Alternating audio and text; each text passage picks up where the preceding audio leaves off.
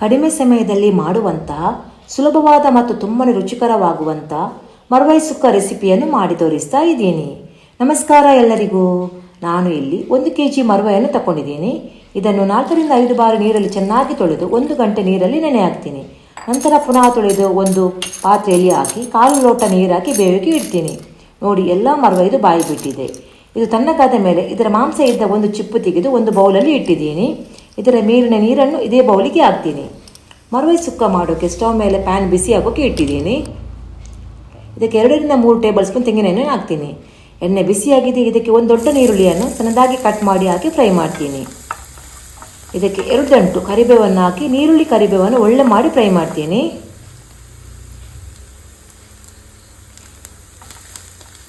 ಇವಾಗ ಇದಕ್ಕೆ 1 ಸ್ಪೂನ್ ಶುಂಠಿ ಬೆಳ್ಳುಳ್ಳಿ ಪೇಸ್ಟನ್ನು ಹಾಕಿ ಇದರ ಹಸಿ ವಾಸನೆ ಹೋಗೋ ತನಕ ಫ್ರೈ ಮಾಡ್ತೀನಿ. ಒಂದು ಮೀಡಿಯಂ ಸೈಜ್ ಟೊಮೆಟೊವನ್ನು ಸಣ್ಣದಾಗಿ ಕಟ್ ಮಾಡಿ ಹಾಕಿ ಫ್ರೈ ಮಾಡ್ತೀನಿ. ಟೊಮೆಟೊ ಸಾಫ್ಟ್ ಆಗಬೇಕು.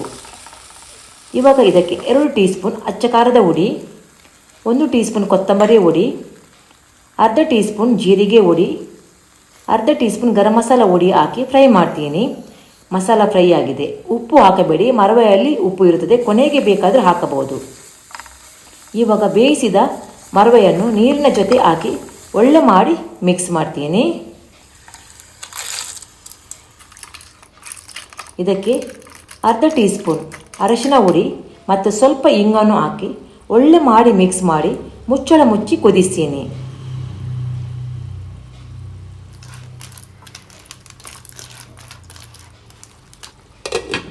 ಅರ್ಧ ಗಡಿ ತೆಂಗಿನ ತುರಿಗೆ ಸ್ವಲ್ಪ ಅರಶಿನ ಹುಡಿ ಹಾಕಿ ಫ್ರೈ ಮಾಡಿ ಇದನ್ನು ಸೇರಿಸಿ ಒಳ್ಳೆ ಮಾಡಿ ಮಿಕ್ಸ್ ಮಾಡ್ತೀನಿ.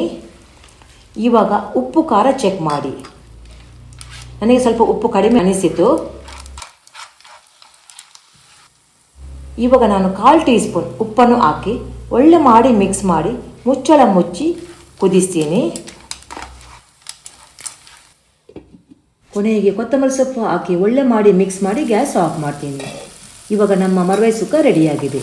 ನೋಡಿ ಎಷ್ಟು ಚೆನ್ನಾಗಿ ಕಾಣ್ತಾ ಉಂಟು ಮರ್ವಾಯಿ ಸುಕ್ಕ. ಹಾಗೆಯೇ ತುಂಬ ರುಚಿಕರವಾಗಿದೆ. ನೀವು ಒಮ್ಮೆ ಟ್ರೈ ಮಾಡಿ. ನನ್ನ ಇವತ್ತಿನ ರೆಸಿಪಿ ನಿಮಗೆ ಇಷ್ಟವಾದರೆ ಒಂದು ಲೈಕ್ ಕೊಡಿ. ಸರಿಯಾಗಾದರೆ ಮತ್ತೊಂದು ಹೊಸ ರೆಸಿಪಿಯೊಂದಿಗೆ ಪುನಃ ಸಿಗೋಣ. ಎಲ್ಲರಿಗೂ ಥ್ಯಾಂಕ್ ಯು ಫಾರ್ ವಾಚಿಂಗ್.